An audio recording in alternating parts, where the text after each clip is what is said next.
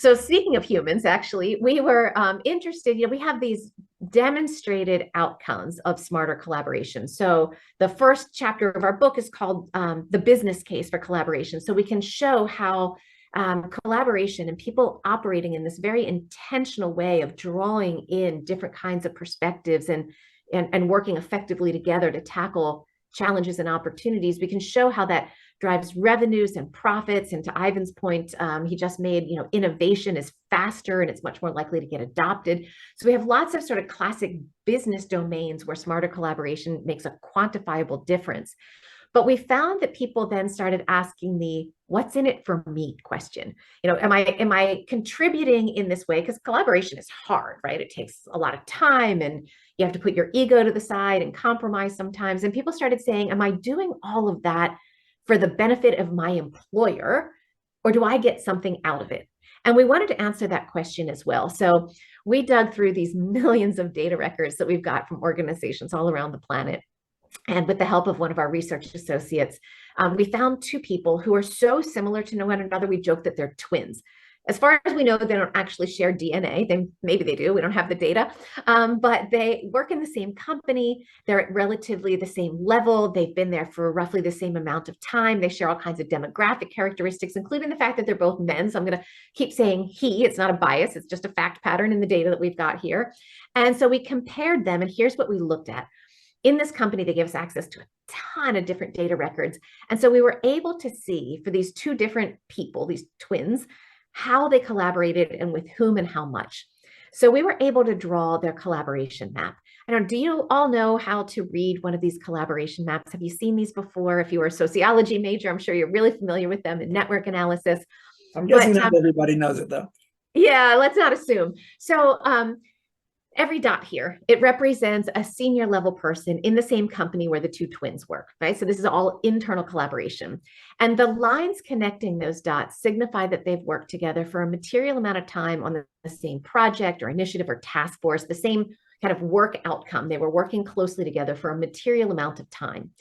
And do you notice, I hope it shows up on your screen, you can see it, that the dots are color coded. Those are by departments or functions. So you see twin one here is connected to, what is it, a half dozen other people, senior people in his organization, and half of them are in his department, half of them are outside. So take a close look now. It's pretty subtle. You'll really have to pay attention. Do you notice anything different about twin two's collaboration pattern? I mean, it's massive, right? And here's the thing. It's not just that he's got more people that he's collaborating with. There's more colors, right? So that means he's deliberately working with people who are across a wider array of different departments or functions in his company. So it's a more diverse network. And you notice twin one kind of looks like hub and spoke, sort of everything goes through him. Twin two has all of these lines connecting all of these other people. So twin two is choosing to work with people who themselves are very well connected. And the last thing to notice about this is twin two is off to the side. Now, when we did the analysis, the way we geared the algorithm is to pull those dots closer together the more frequently they worked with one another. Now, these patterns are just for a single year, but you see twin two has some very, very short lines connecting him to people that he works with repeatedly. He may work with them on many, many, many projects in the year that we were studying, but he's also got some people who are like way across the diagram. Right? The pink dot way up on the top right and the whatever color that is, dark green on the bottom right. Those are people that twin two has reached out to, gotten involved in projects with, maybe only once the entire year, but it must have been really strategic and intentional, right? And okay, so what, right? I was at McKinsey for 5 years. That was always the question that would stop a presentation. You might have the world's most interesting analytics, but is there a so what here? And in this case, we looked at the business outcomes. So in both of these, in this organization, both of these twins were responsible for discrete pieces of business, and we were able to take a whole basket of performance indicators.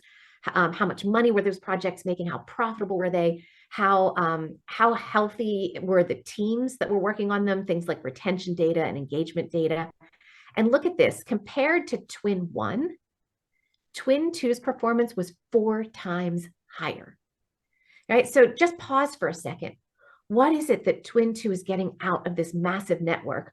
Well, one of the things is just information flow. That's something that you have, kind of sociologists talk about all the time. People who are well connected, they get information sooner. They might get market insights. They might get internal sort of gossip, right? They might know in the context of careers, they might know who's leaving the company and that position could be vacant and maybe they should apply for it. They're going to get, other kinds of coaching and advice and mentorship, possibly from people in their network. They're also going to build trust. And that trust word is something that we really shouldn't lose sight of. In our research, we distinguish between two kinds of trust. One is competence trust. If you have a lot of trustworthiness to folks around you on the competence dimension, they believe in your abilities. They see you delivering on time, on budget, high quality work, right? But even if somebody thinks you're the biggest guru in the world, I hate to tell you, if they think you're a jerk, if they think you're going to steal credit for their ideas, if they think you're going to create undue friction or whatever, they're still not going to collaborate with you. And that feeling of being able to trust somebody's intentions and their motives and the way they operate interpersonally, that's what we call interpersonal trust.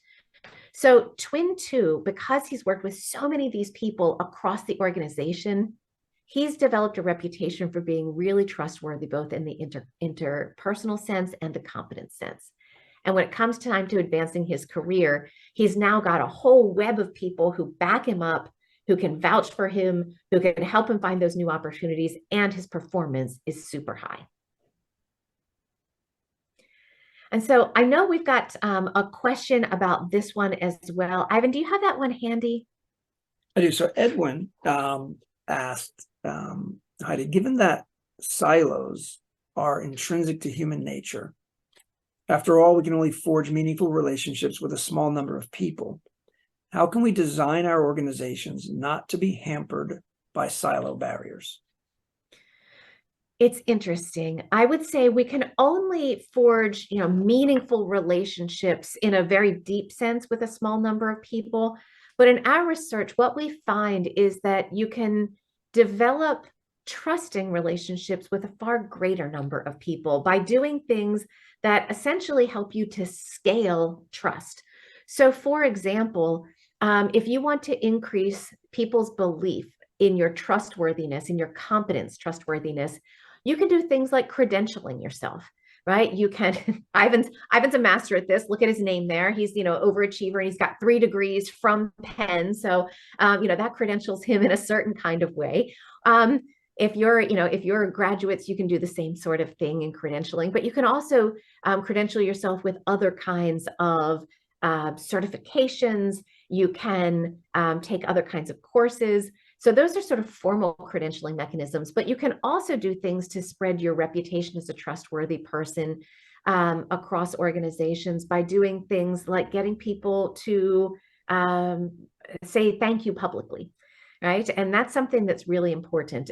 If you've got a LinkedIn account, something that you can do is ask people to is it sponsor you? I can't remember the word it is on LinkedIn, but in essence, they're giving you formal and public recognition of the good work that you do. So there's lots of ways that you can send a kind of scalable message that you do really great work, and that helps inside and outside organizations.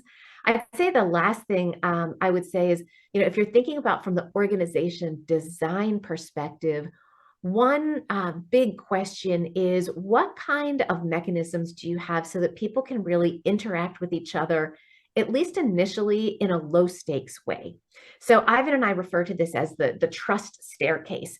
If you are meeting somebody for the first time, you probably don't want to jump into a project that is incredibly high stakes, super visible, has a lot of risk associated with it. Leaders and senior people in organizations need to be designing organizations so it gives people a chance to work on less high stakes things together so that they can test one another out and they can showcase their own skills. So in some organizations, that's volunteer or pro bono work. In other organizations, there are kind of social activities that people can do to get to build those bonds together. And I would say as a leader, especially if you're running an organization that still has a lot of hybrid or remote workers, it's really critical for you to be thinking about how people get to know one another and build that kind of interpersonal trust. Yeah, and just spot on, Heidi, and just maybe building on that a little bit on the leadership side, right? It's also critical that the leaders demonstrate and show the organization that they too are collaborating across those silos, right? Because people often take their cues about how they want to work with others in the organization from what they see at the top of the house, right? And so having leaders who are very visibly engaging with each other, collaborating with each other, creating opportunities to break down those silos is really important and powerful. Ivan, this is so cool. Guess what? We just got a question come into the Q&A bar from Mohammed Siraj, who was one of our summer interns some time ago. Mohammed, that's awesome that you are joining us. And you've always been somebody who's been looking out in such a strategic way for your career. Somehow I'm not surprised that you showed up today. You were asking about this slide. When you say 4 times higher business outcomes, did you mean individual performance like salary or company outcomes?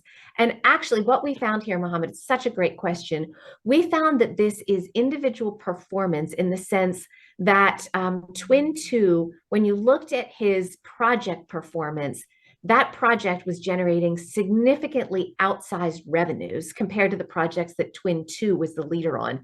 And we think that that's because Twin 2 was able to attract and engage some of the best people in the organization because of the network that he had. So he got exactly the right people in. They were, they had superpowers that allowed him to really leverage when they were part of that team and working on those outcomes together. What we don't know for sure is whether he got paid 4 times as much. I know this company very well, where we had collected this particular data set, and they're pretty good at rewarding people financially and otherwise, not just for those hard-nosed business outcomes, but also for some of the efforts that they put into context building. And so my hunch is that Twin 2 was rewarded in a very outsized way for this.